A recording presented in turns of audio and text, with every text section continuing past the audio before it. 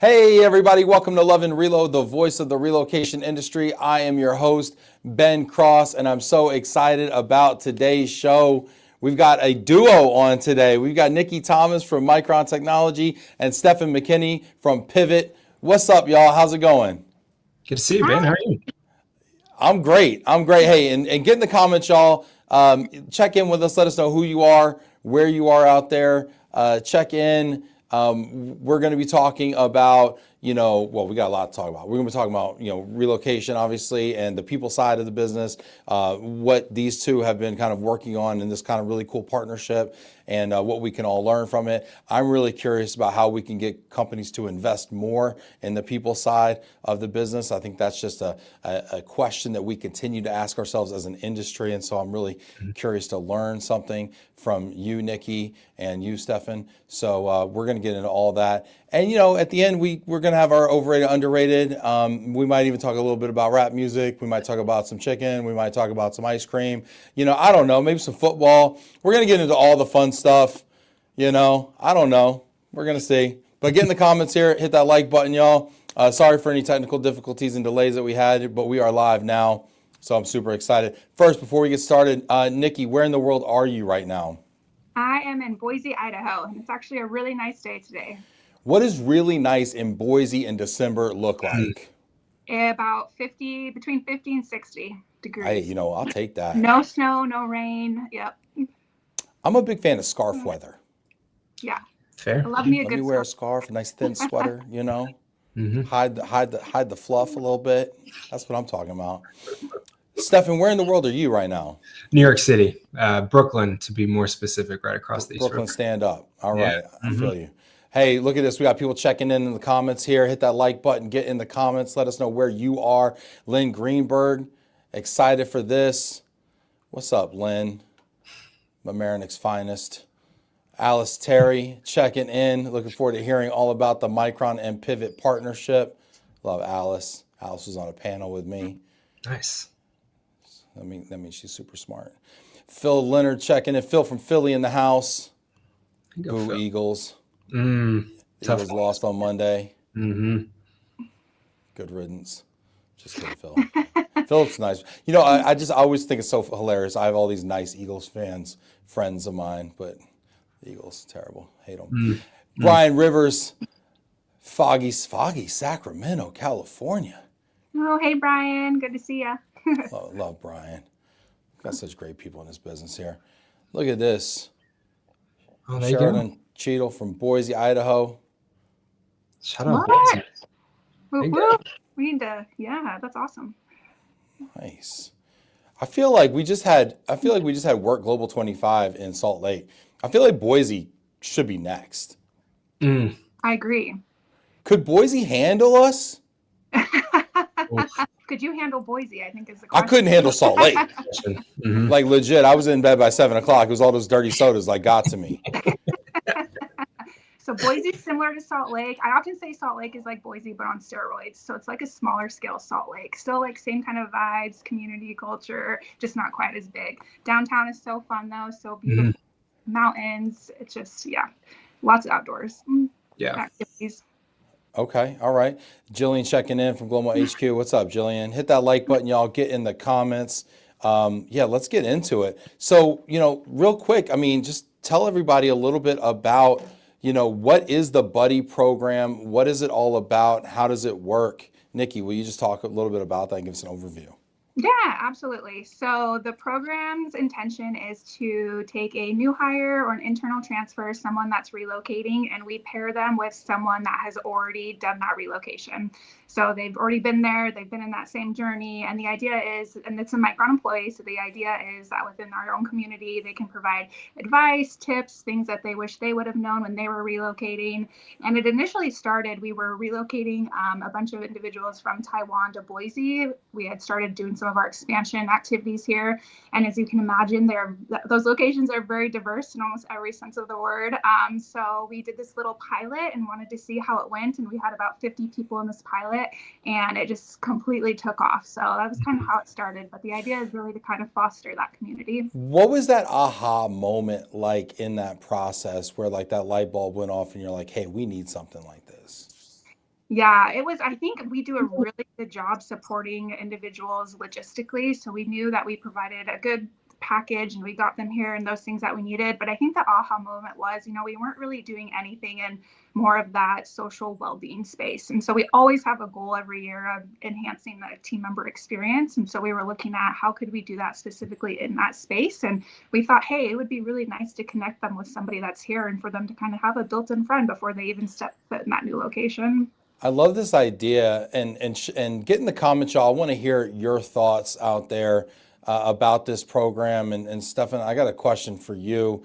I see you, Phil. I see you, Tom. Yes, Nick. Hello. I'm going to get to all of you.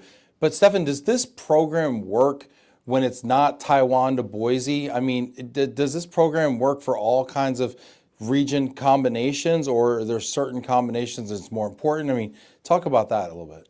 Yeah, no, I think it's a good question. I think what Nikki hit on about the social well-being piece means that it's not location agnostic. It can be anywhere. And I think we actually see this whether it be with the example that she mentioned from Taiwan to Boise, or maybe some of their locations intra-US. I personally have moved from one state to another. I've moved from Texas to New York City. Pretty different lifestyles, right? Lots of different things that go into that. And so that buddy is really there to help you land on your feet faster and easier. Because what we've found, at least in this partnership, is if you can make that first connection, it becomes a lot easier to then make the second and the third and the fourth. And that's when you start to get to live life in your new city. You actually get to really implant and consume and kind of take everything that the opportunity has for you. So it could be Dallas to Boise. It could be Boise to New York City. It doesn't matter. It's all about helping people have someone that they can trust when they land. So talk about that. We have someone on our team. Jillian just checked in, right? She literally made the move from Connecticut, from Danbury to Dallas here. And, she made that move, I don't know, about 2 years ago, maybe a little less now, right? How would that buddy program work, like tactically? Can you walk us through like step by step how it would work? Yeah, for sure. So what we would do is we would say, okay, Jillian, you're moving to Dallas, Texas. What we're going to do is we're going to pair you with someone who's also either relocated to that location, which in the Micron example is really what we've prioritized because it makes sense. They've got so many people going in and out of those locations. Or maybe if you don't have that, we'll pair you with someone who's there, who's a local, so that when you land there, you've got someone you know. And it's not just a pairing for pairing's sake, right? What we actually do, and we built this out with Nikki in particular, was come up with certain criteria. What is it that makes, or what is it that's going to make that pairing or that buddy most impactful? I've got 2 young kids. If I move to a new city, like one of the biggest questions I'm going to ask is, where should I live based off of schools, or what do I need to do in order to help my kids get acclimated? That's entirely different though for someone who's say 25 and just starting their career, right? It's such a great point, right? So like just Dallas is a great example, right? People come to Dallas and you ask, where should I live? That's such a loaded question. It's like, are you single, ready to mingle? Or you're going to Uptown. But if you tell me to go to Uptown and I've got a family like you just described, like that's totally wrong, right? Yeah. I'm going to Allen where the school districts are great or whatever. But if I'm single, ready to mingle and I end up in Allen, I'm going to hate life and I'm going to go look for another job and I'm going back to where I came from, Exactly. or whatever. I mean, these are, sorry, Jillian landed in Allen. She's doing great. She's flourishing, but you know what I mean? I mean, these are these, and I hear that and I see this kind of advice given all the time, in our industry, but also just socially, right? And it's so funny that you mentioned this because it's like very real world, practical stuff that you're talking about.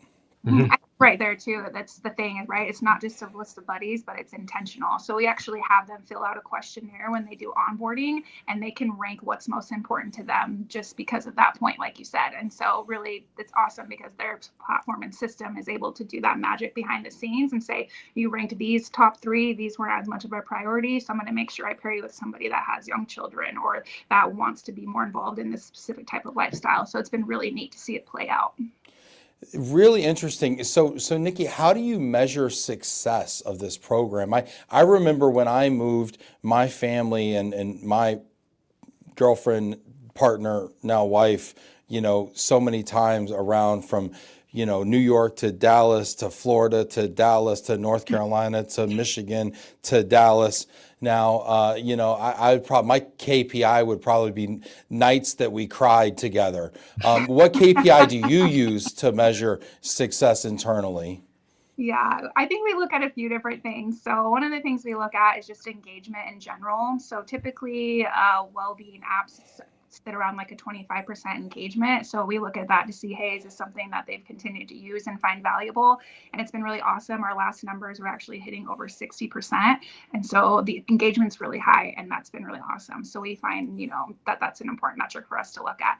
And then really at the end of the day, while it enhances the team member experience and it provides this really cool avenue for them to build community, but it also is beneficial for Micron, because if we can help them settle in quicker, more confidently, settle in faster, then they're more productive earlier on. And so that's something that we ask them about. I was going to ask that question, like, just to play devil's advocate here, like, why is it the company's problem if you're not fitting in or finding community? I mean, isn't that kind of a you problem if you're moving? I mean, that sounds like a personal problem. Why is it the company's problem? I love that question, actually. And my leader, Tom, and I were just talking about this yesterday. So there's this, these 5 well-being pillars almost, or elements of well-being. There's social, career, physical, financial, and the 5th one is community. And so really, when one of those is really, really struggling, it impacts the others. So if you're having a really, really hard showing up socially or in your community, then your career pillar is also probably also getting a hit. And so that's one of the things that we talk about where, okay, we want to try and support this in all different facets of this holistic well-being approach, because if they're doing well in their social pillar, their financial pillar, right, then all of these pillars kind of go hand in hand and they're not suffering so much in another, because they really do play in together and they really do impact each other. And so with that, and as well as just the how quickly they can come up to speed in their new role, if they're not feeling so much stress from the relocation and they're able to get some of these tips and these different tricks and help settle in, and they feel like they have somebody they can go to, then if they can get productive in their role, even, a few days earlier, then that saves quite a bit. And really, that's the cost of the program right there. Like, if we could see that ROI, that they're able to settle in quicker, like, that's a no-brainer for us. You mentioned a big word, ROI, there, Stefan. I mean, how do you wrap your arms around that? I mean, that's kind of the holy grail in Relo that we've been searching for decades now. Yeah, no, it's something that we constantly work on. I think Nikki hit on it. There's different ways of calculating ROI. There's the social and the emotional component. You mentioned, Ben, the experience of like how many nights we cried together. It's very real, right? I mean, anyone who's moved has experienced that. I think the way that we think about it at Pivot in particular is there's so much energy and effort and resources put on helping getting someone from point A to point B, right? Especially if you're doing international, there's immigration, there's tax, there's compliance.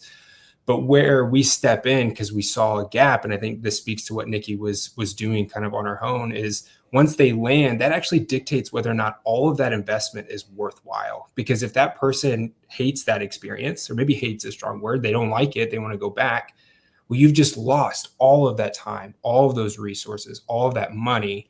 And so that's where we look at ROI. It's, yes, there's the business side of it, and it's the cash side, right? It's the finances. And that's what we focus on from a business case perspective. But then to Nikki's point too, there's an emotional component of it. If you're doing well emotionally, if you're doing well socially, there's repercussions and positive repercussions that not just impact the individual, but the business as a whole. And that's the whole point of relocating someone, right? Is for the benefit of the business to help serve that purpose. So that's totally.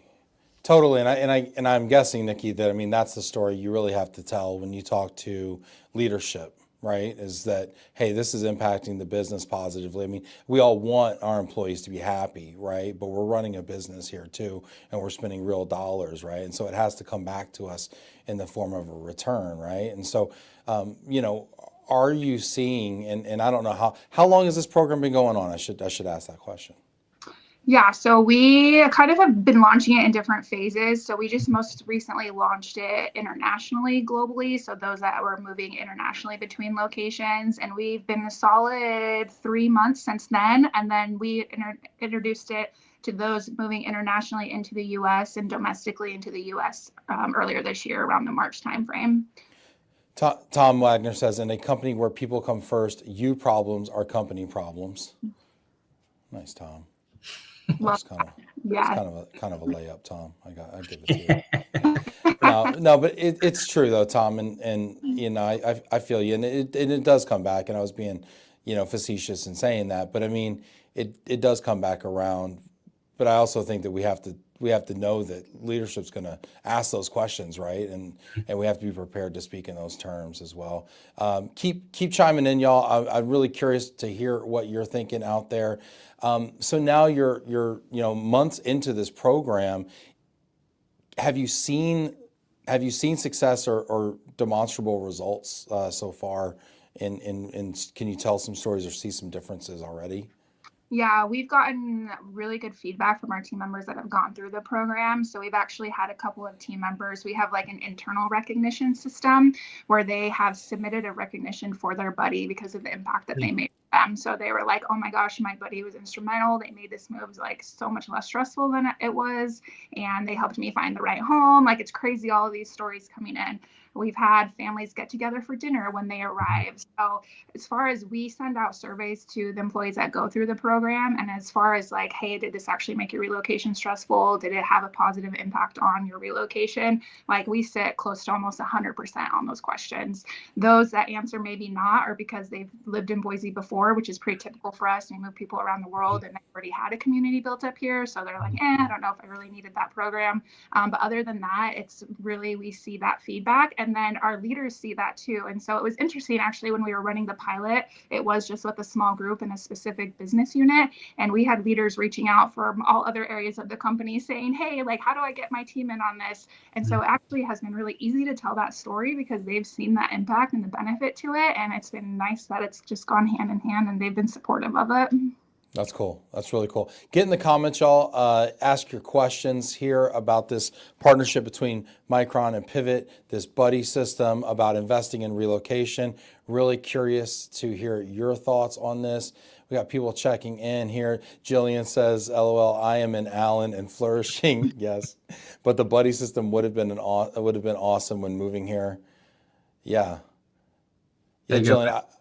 I'd be curious, Jillian, like what you would have done with your buddy. Had I given you a buddy, if I was a better boss. Please put it in the comments.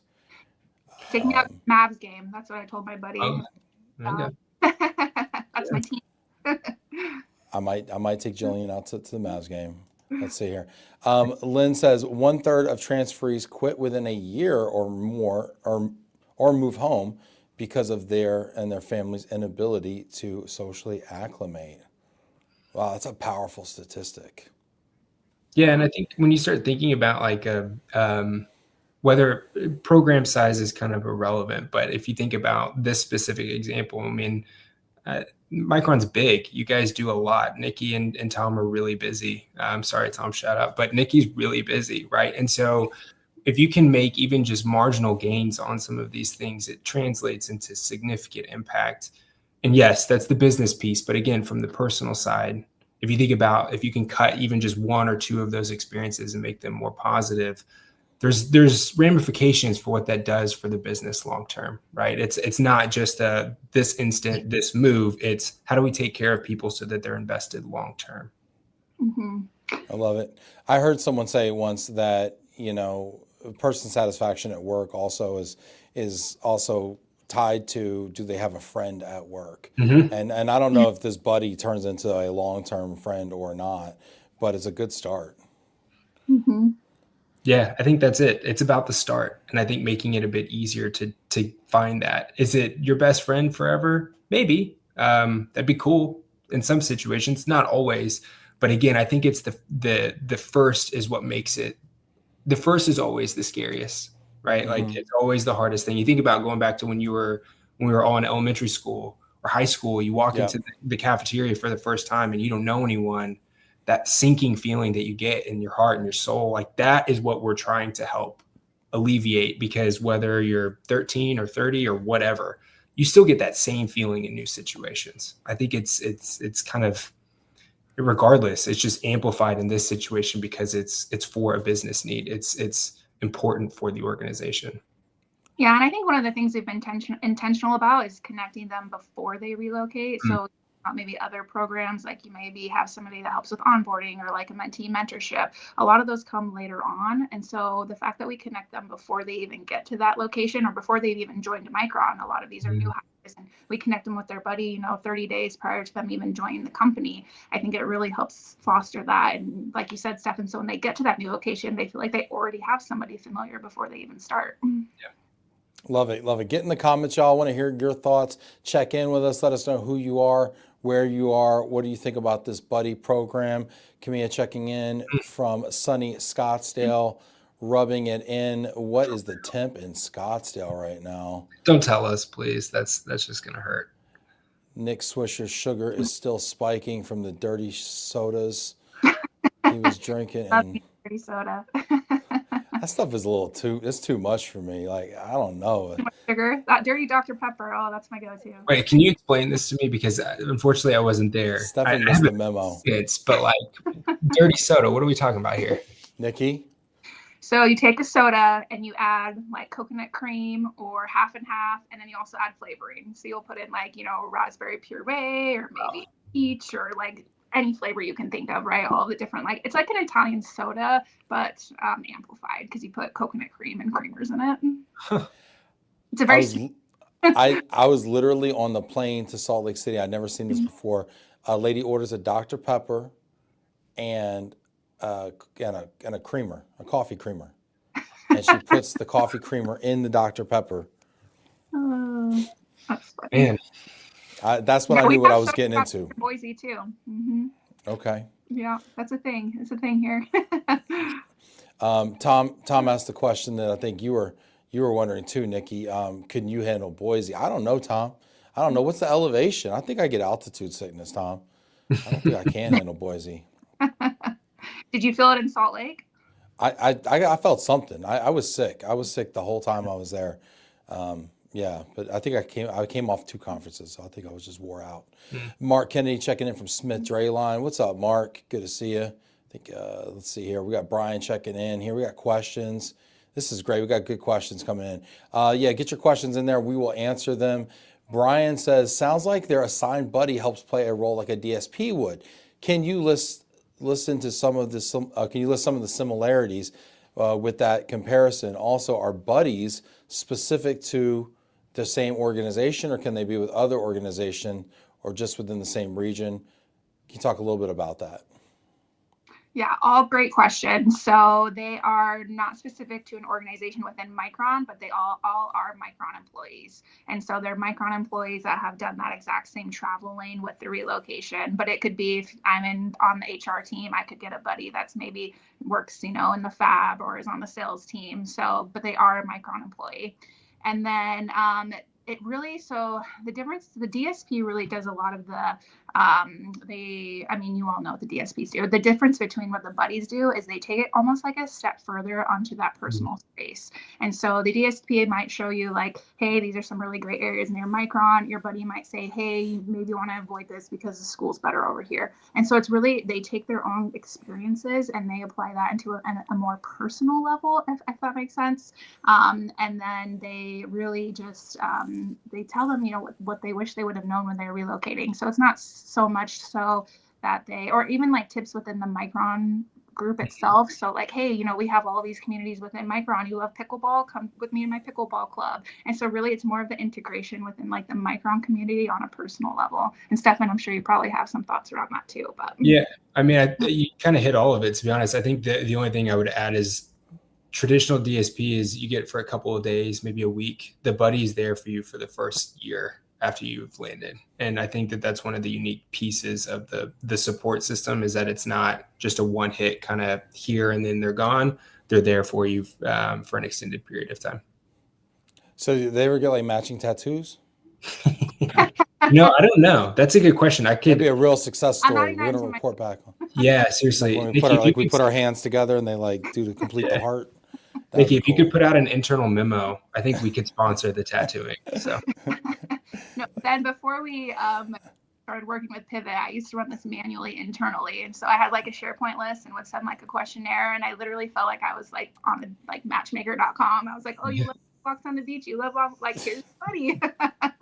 You like hiking in the mountains at sunset? You like hiking in the mountains at sunset? Yep. Oh my gosh, that's great. So you were running this internally. You were doing some of this already, but why choose Pivot as a partner? Why go out and programatize this a little bit more? Yeah, so I was running it just into Boise. I was actually on a call with one of our employee resource groups, and somebody brought up the buddy program that had gone through it and was talking about their experience. And then a couple other people started chiming in saying, hey, I didn't get that when I relocated. Like, what the heck? And our CEO happened to be on that call, and he's like, why didn't you get that? Like, we need to roll this out and roll it out globally and, use AI to do it and support it. And our volume is so high. I knew I was like, I would be a full-time matchmaker if I was pairing everybody, and I could not do it near to the capabilities that I would need to do it. And so the question was, do we try and push to build something internally, or do we look externally? We knew that there wasn't really anything specific to a buddy program, but we had, different companies that were doing some community stuff. And so we just started having those conversations on, what does that look like? And it just made so much sense once we started talking with Pivot to really put it into more of this like holistic experience. And so they kind of, take this buddy program, and it's just part of this entire platform where they get these other resources and this curated experience. And so it just made a lot more sense. So we decided to push, let's go external and let's work on this partnership instead of trying to build something out internally, because we really got more benefit from that entire holistic experience. Yeah, and Ben that's a great answer. Ben kind of asks a kind of a similar question, but he says, what do you see as the difference between a peer system and a buddy system provided by Pivot? And would you and I don't know if he's maybe describing a peer system as more of an organic kind of a system, or type of thing, maybe more loosely defined, whereas this is maybe more, I don't know, codified, or like this is happening. I think you're doing it. I don't know. I really think the value comes from that it's intentional about the relocation. So we do have like mentor-mentee type peer platforms and different things within Micron as well. But the focus with this is really just on the relocation. Like, we know you're relocating. I relocated myself. It was hard, and here's how I can help you through that. Like, me and Ben are already on the same page. He's like, no, actually, just I retract the question. You already had it. Thanks, Ben. Appreciate you. Camilla says 71 in Scottsdale. Awesome. Natalie's got a question. Where does AI most meaningfully enhance, not replace, the human side of relocation? Yeah, this is interesting because this is a very human-centric, add-on to a program. This is all about the human connection. Is there a place for AI in this process? We always talk about AI. I mean, everything's AI, more systems, more integrations, more automations, machine learning, all the things. And this is like this is the pendulum swinging kind of almost all the way back in the other direction. Thoughts on that? Yeah. Oh, go ahead, Stefan. No, I was gonna ask you your thoughts first before I gave mine. I actually think this is a really good example where AI and empathy kind of meet together and propel each other. So AI is what's backing this platform. So how the pairings are made, like AI is doing that. So the onboarding processes takes place, and Pivot System is able to use that technology to make the most smart pairings and to be able to provide that information. And so I really think that this is an example where, like, you look at a process. And so internally, when I was manually pairing individuals, I knew that wasn't something I could scale and that we needed some kind of tech help in AI. And really, I think this is a good example of just what that question says, how we're using it to enhance really the human side of it. They're working hand in hand. Yeah. We're trying to replace all the tactical pieces of it, right? So all the things that require time without taking away the human element of it, because ultimately that's the most important thing. And so, like Nikki said, we use AI to do all the heavy lifting on the back end, but what that actually produces is a very personal, kind of customized pairing. Kind of depends question, like the difference between a peer and a buddy. Well, in this system, you're paired with someone based off of shared commonality. And again, we run all of these entries in the onboarding process through our algorithms to identify that best pair. And then when we make that introduction, we actually tell them why they've been paired together. So it's not just like, hey, Ben, meet Stefan. You guys are, you both started 3 months ago. Good luck. It's like, hey, Ben, meet Stefan. You guys both really like, I don't know, Big Sean. I don't know, shout out. Big Sean. Yeah. Big Sean, Detroit right? Pizza. Yeah. Big Sean. You Walks both in the like mountain. Meet, because that's a commonality. Yeah. And it helps to facilitate an actual interaction. And so the AI piece is really to do all the heavy lifting. Because again, to Nikki's point, like she couldn't do it individually, singularity. There's so many people, there's so much stuff. And what we really did is we just applied the tech to make it to where that human experience can still be felt and be felt at scale across the world. And I think we can spend more time doing that because of AI. Yep. Our time to be able to focus on that. Exactly. Natalie says creating belonging at scale. That's cool. Mm. Yeah, I really do. I love the fact it creates more human interactions at scale. I do like that quite a bit. And sifting through all of those connection points. I got to ask though, what kind of data are you going off of? Like, is there a questionnaire process? Is it like, write me a paragraph about what your perfect afternoon would be like? And no, there's no sunsets and beaches and things like that. It's actually pretty simplistic. It's pretty simplistic. So when they download the app and they create their profile, they go through a simple onboarding like you would with any tool. But one of the first prompts that we ask when someone downloads is for them to rank a series of criteria or things that they would value most in a buddy. And we ask the buddies who are volunteers who come into the platform to provide the support. We ask them the same questions. And then depending upon how similar they answer those questions, right? Maybe someone with a family says, I want to be paired with someone who has the same family structure as me. Or in an international instance, like I'm moving to a country where I don't speak the native tongue. So being paired with someone who speaks my native tongue is really important for me to feel that sense of settlement. We then take those responses and that's what we feed into the algorithm because we're getting entries across the board constantly. And then it's enhanced by an algorithm that we've built that says, okay, based off of how much we know about you, very high level, nothing personal. We know that you're maybe in this department and you're moving to this city, or you've got this specific job title. We can actually use the algorithm to enhance that piece as well. And so there's kind of multiple layers of pairing and matching, again, all done by the technology piece, but it's all funneled through the individual's willingness to provide us with some glimpse into what is most important to them. Yeah, and it all is just voluntary information from that. So we as a company don't push any information about anyone because these are personal questions. So when they go to fill out that onboarding and do that questionnaire, they can skip questions if they don't feel like they want to provide certain information. It's all just completely voluntary by the individual that's going into the platform. So you don't match them by like medical history or anything like that? Just kidding. Fans, That'd be a tough one. I mean, I do think you should screen for like fandom. Like, I do think you should like not put an Eagles fan with a Cowboys fan. You should like, I'll take note. I'll pass that along. Yeah, please do. It was really cool.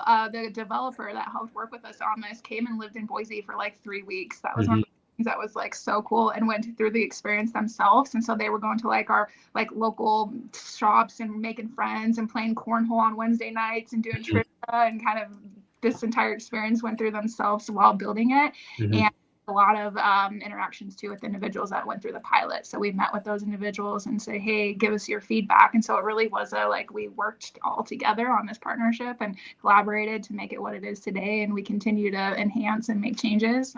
But it really was kind of a cool process too. Very cool. Camilla asks, oh, I'm sorry, it's Kimla. I apologize. I think I mispronounced it. How do you source the buddy at destination? We've said these are all your employees and they're part of the algorithm. Do they have to raise their hand? Do you duck, duck, goose? Like, how do you do it? Duck, duck, goose for sure. Duck, duck, goose at scale. So starting out, we had reached out to those that had relocated within the last 18 months and told them what we were trying to do and asked them if they would want to be a part of it. Moving forward, we're hopeful that that's something that Pivt can help us with as somebody goes through the program. as somebody that's moving, that maybe then they would want to transition to the other side and become a buddy for somewhere else. So we're hoping to use kind of like that pipeline, but right now we're just internally reaching out. I feel like those would be the strongest buddies, Mm-hmm. buddy graduates. Yep. We got a question from Philly Phil. How long is the typical program last? And then how is success measured? Yeah, it's a good question. So when do they decide they're not going to be friends anymore? Is there like a big ceremony like, hey, we can't do this anymore? Yeah. Well, I think there's two ways to look at it, right? There's the individual and the user, and they get access to the program for 12 months. And again, we do 12 months in particular because we know that first year in any new location is always the hardest. And it's actually really interesting. You see fluctuations with people's utilization or logging into the platform, right? There'll be a ton at the very beginning when they get paired, right when they move, because there's questions that they're asking like, hey, how do I change my license plate on my car? Like, where do I go to get a driver's license? How long do I have to do that?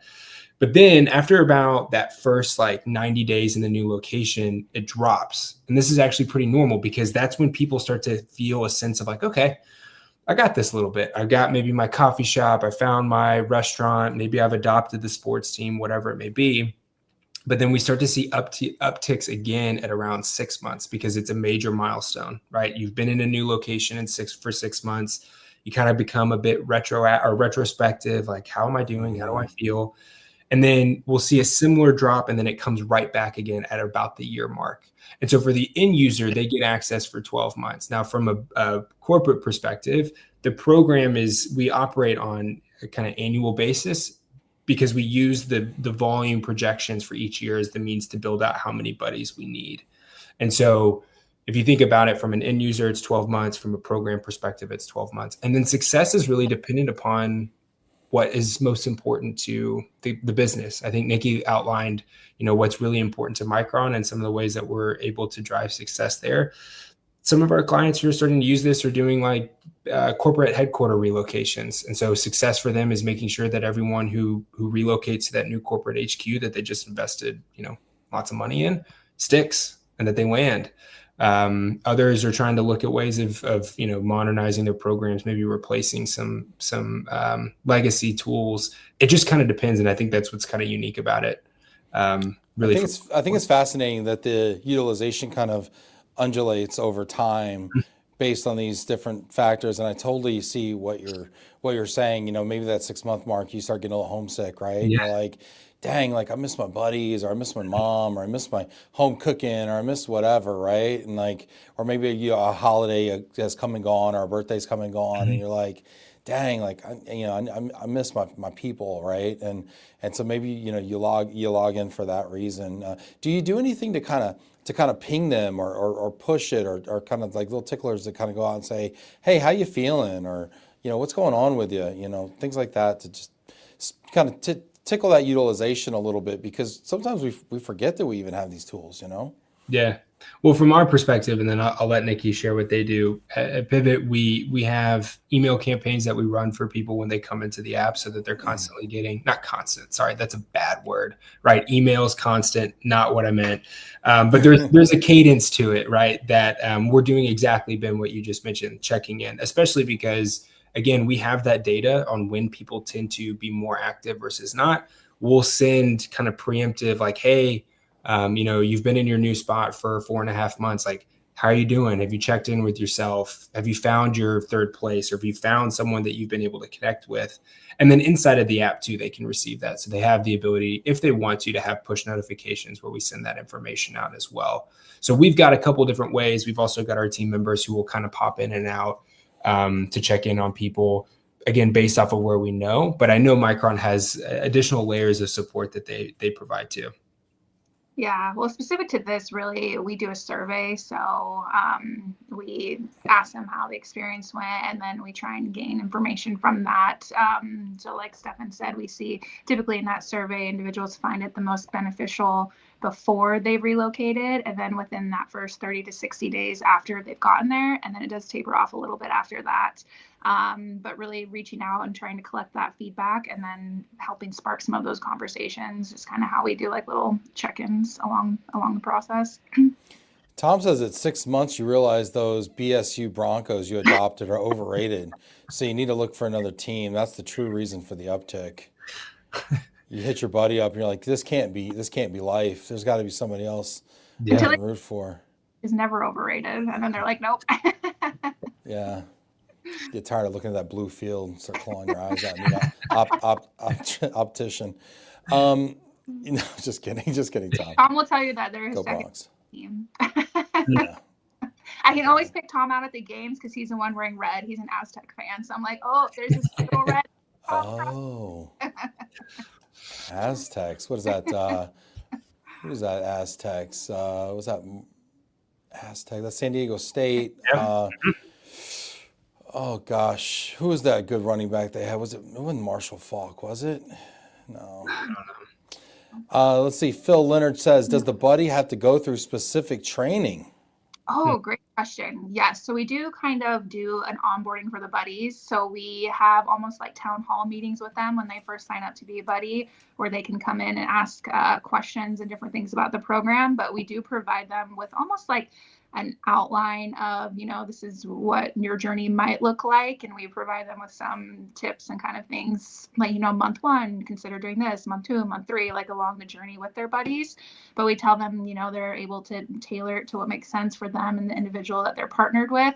And we also provide them kind of with like a do's and don'ts. So we say, don't need to talk about the relocation. If they have questions about specific things, we say this is when we point them to their relocation counselors, right? So there's kind of like this do's and don'ts list as well. And most buddies we've had have been paired a few times, and so they kind of know what they're doing now.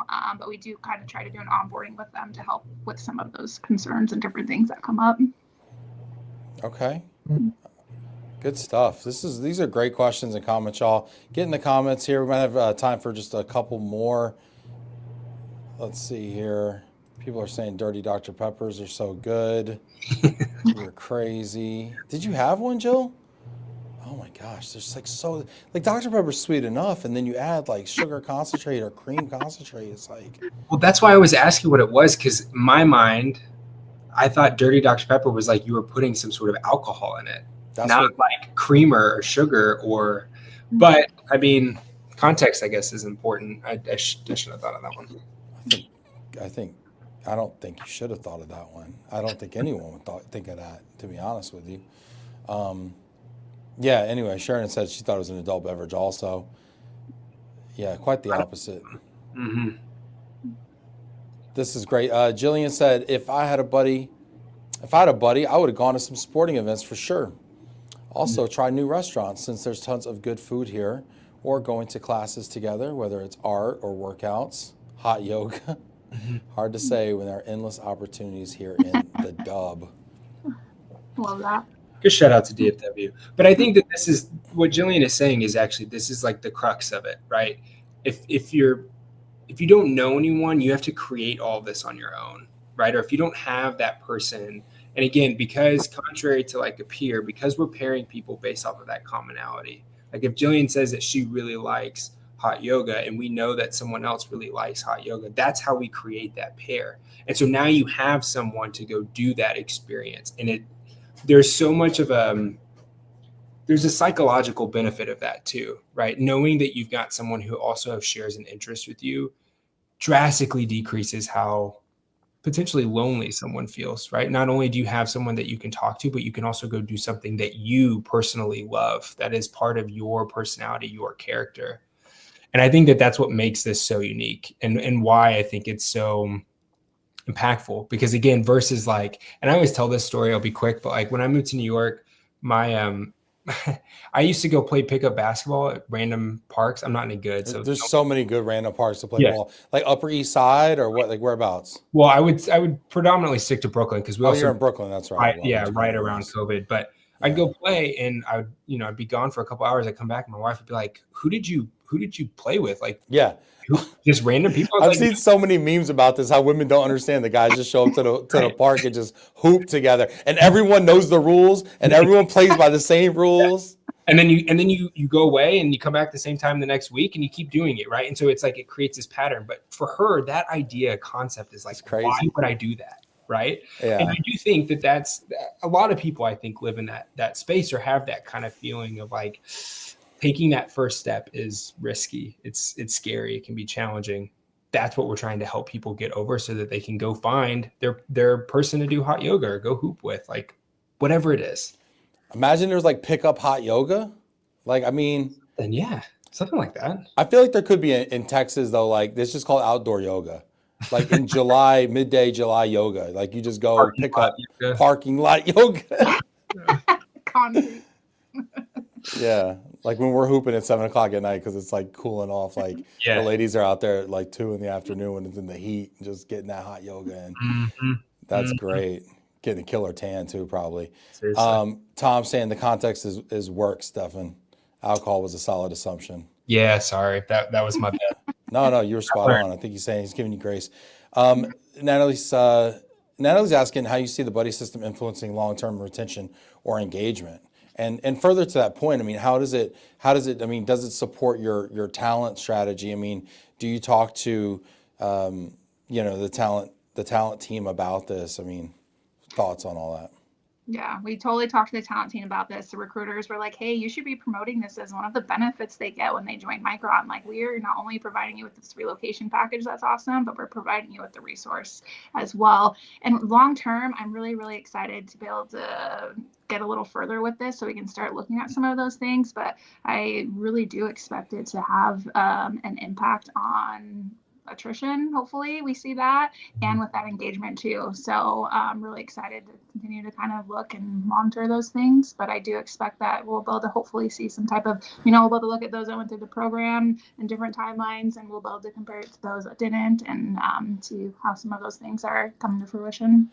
Yeah, it's so funny. They talk about jobs that exist today that didn't exist 5-10 years ago, and we have a recruitment side of our business, right? And so I think about offer letters that we see go out and perks that existed 15 years ago that don't exist today, right? Like company cars, like people aren't getting company cars anymore. But maybe you're throwing a friend into the offer letter, so it's like, here's your salary, here's your home office bonus, and by the way, and we're gonna toss 2 friends for 6 months in, by the way, and maybe 1 long-term friend. I don't know, I don't know. I mean, we might get there as withdrawn as we're becoming as a society. We might have to get friends brokered into the deal. Oh my gosh, that's great. That's great. This has been a lot of fun. I'm loving this conversation. I can see why this program is working. This is obviously a very dynamic partnership. I could see y'all growing this in different ways. But I want to have some more fun. Let's do it. Are y'all down for that? Yeah. Always. All right, cool. Let's have some more fun. Y'all want to play a game with me? Yeah. Sure. Like it's kind of like a pickup game show. Love it. It's called Overrated, Underrated. All right. This game itself is underrated. I'm excited. Damn right. I wanted to get some T-shirts for ERC that said underrated. I just thought that would be like kind of just sick to just have. But anyway, well, maybe next year we'll get some merch going. Anyway, overrated, underrated.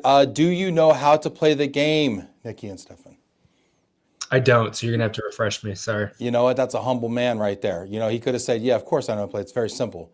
You know what? You're good. Good call. Good call. I'm going to give you a topic. You are going to tell me if it is either overrated or underrated, and I will tell you if you're correct. Sounds good. Let's do it. Smart people laugh at that joke. All right, here we go.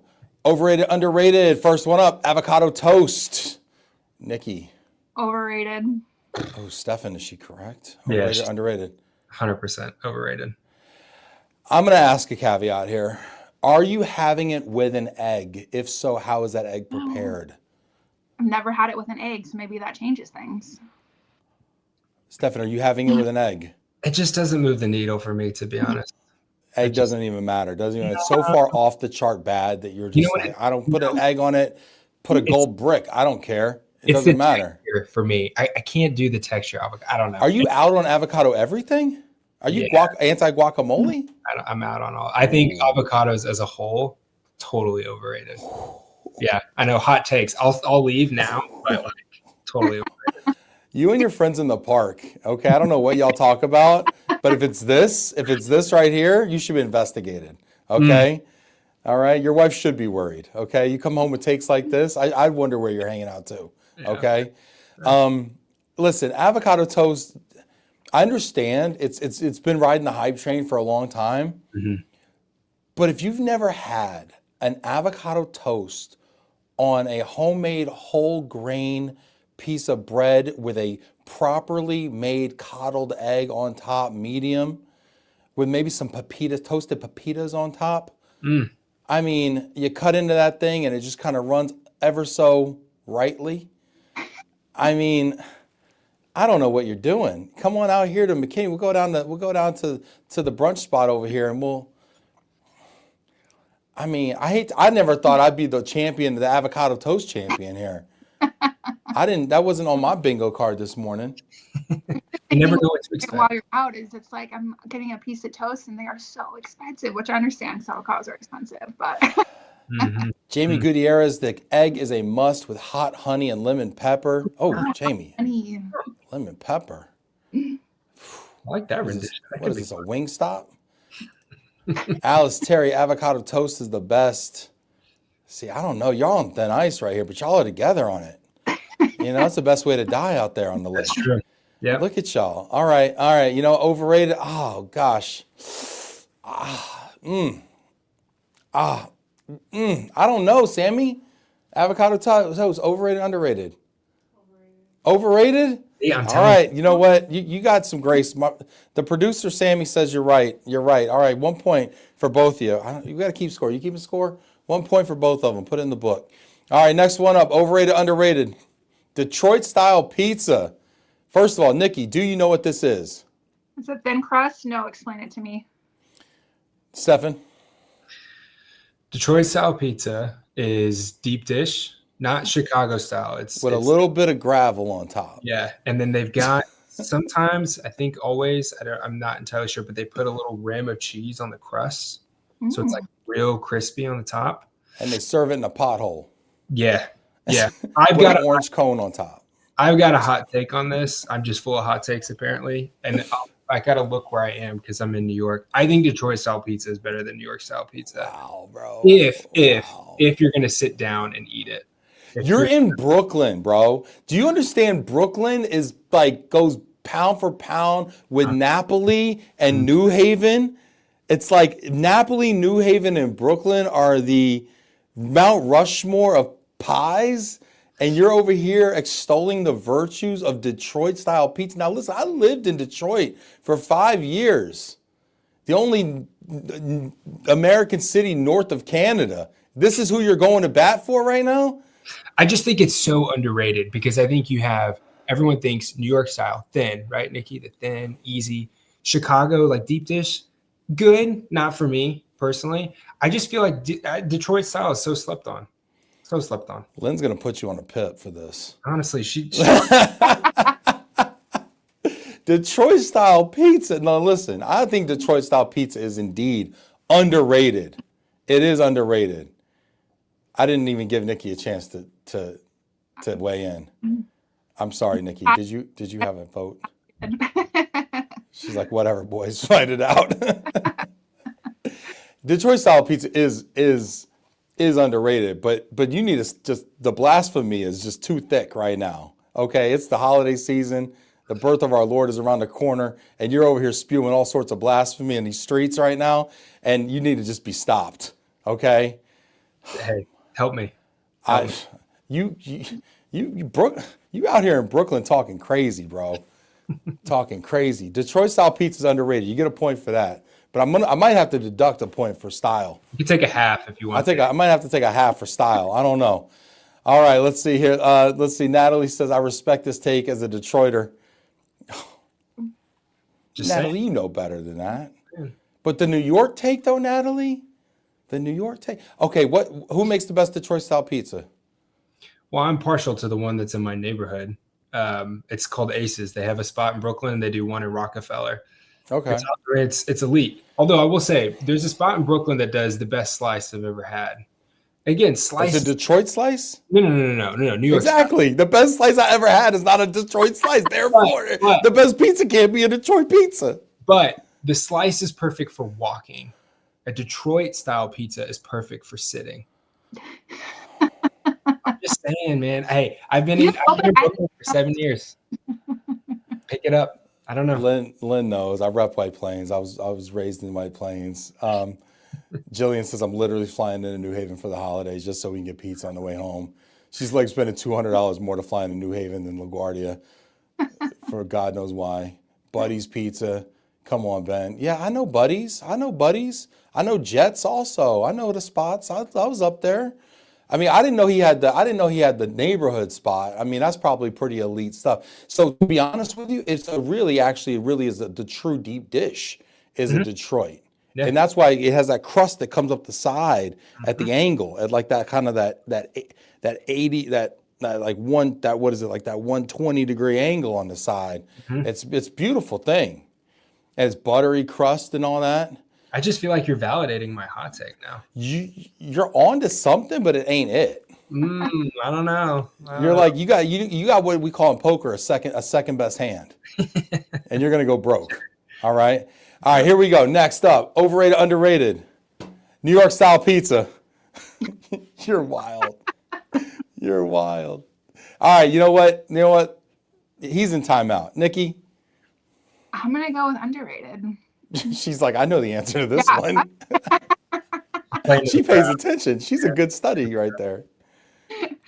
Brooklyn, would you like to care to answer the question? I'm a push. It's I'm not a push. Underrated. I think it's just good. There's no push.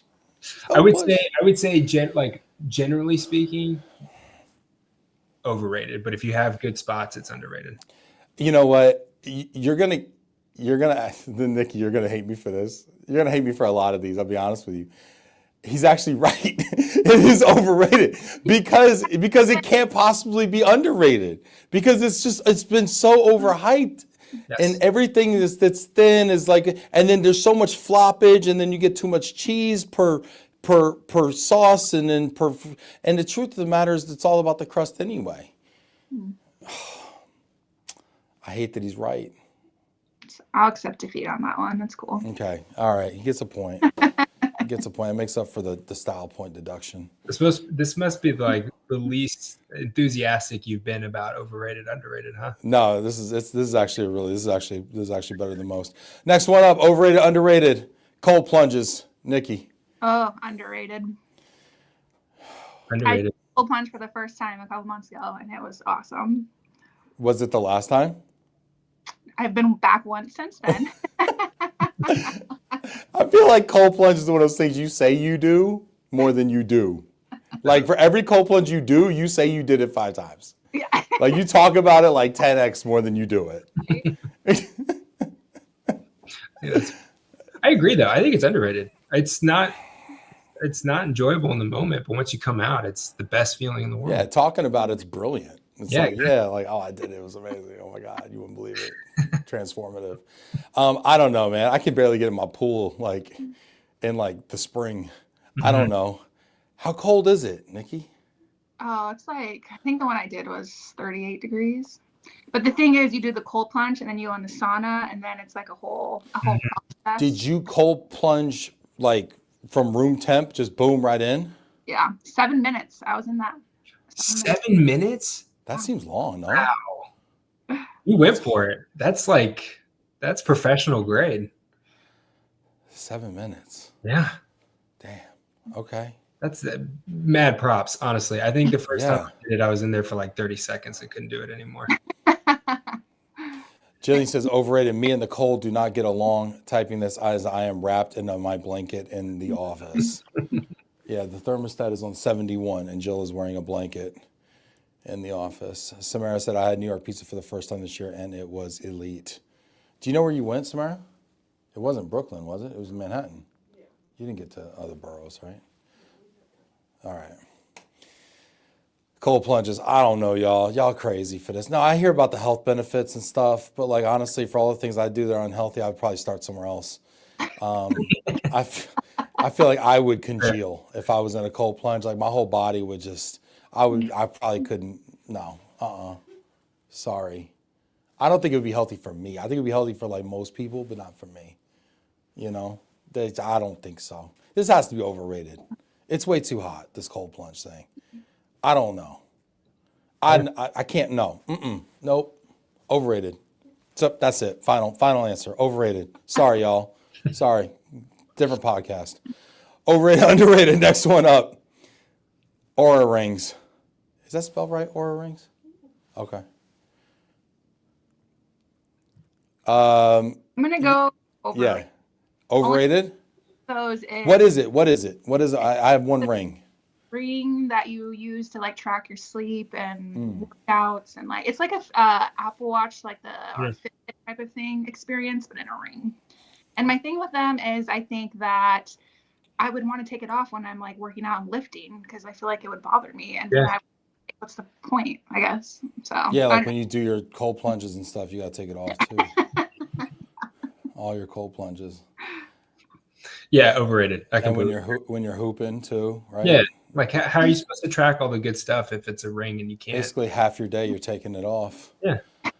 Also, too, like the idea of it, like reading, I don't know, something small, like an Apple Watch feels kind of different because it's bigger. Like a small little thing, reading, I don't know, something about it just it freaks me out a little bit. I know people that have this and like they're obsessed with their sleep score to the point where like it's causing them anxiety. They're losing sleep over it. They're losing sleep over their sleep score. They're like, I knew I had bad sleep. It was like, oh my God, it's like the worst. I had the worst sleep score last night. It's like, dude, just Yeah. I don't know, go to bed earlier. Yeah. Too much information sometimes, right? TMI, right? Kind of. Yeah, I'm with you. Yeah, I'm out on it. Overrated. Of course, I don't have one. I had an Apple Watch for a while and I ditched that too. So didn't do enough for me, believe it or not. Yeah, Aura rings. I'm out. Overrated. Overrated. Totally overrated. We got any more? That's it? All right, that's it. Did you keep track of the scores? Yeah, 4 and 2? Well, She didn't answer. From one. She abstained? From the Detroit style. She abstained from Detroit style pizza? Or no, from New York style. No, Detroit style. I've never had Detroit. I never had a cold plunge. Didn't stop me from having an opinion. A very, very bad, very heated opinion. What was the final score? 4 and 2. Who? You're pointing to people. 4, Stefan. Stefan had 4? Okay, and Nikki had 2. All right, 6 points. That's a high score. 6 points on a 5 scale. That's incredible. You guys get to team up, add your points together. It's my show. Do whatever you want. This has been so fun. Jill says I freaking love my Aura ring. I will say, asking people what their sleep score is kind of funny. When you see them wearing an Aura ring, just like out of nowhere, asking what their sleep score is. Like you walk down the street and you're just like, hey, what's your Aura or your sleep score? I'll do it like at a restaurant, like the server will come up and like to be like, hey, I'm Todd, and like, It's a good icebreaker. hey, yo, Todd, what's your sleep score? And I'm like, what? Like I know you know, Todd. Anyway, this has been fun, Nikki, Stefan. I love this program, this buddy program. I wish I had it when I relocated so many times. I do think that it could have made it so much more frictionless, and I think having friends at work and new places is just so key. So I love that y'all are doing this, and I really appreciate you sharing this experience with us. is really informative. Absolutely. Thanks for having me. Yeah, it was so fun. Yeah, awesome, y'all. Hey, thanks for watching, everybody. Hit that like button one more time, and just and thank Nikki and Stefan getting the comments there, and that should be on the buddy survey. Yeah. There you go, Jamie. What's your sleep score should be on, or rings in general should be on. Very cool. Thanks, everybody. We will catch y'all next week. We got a show next week? We got a show next week. So there you go. Catch y'all next week. Take care. See y'all later. Thanks, guys. Bye.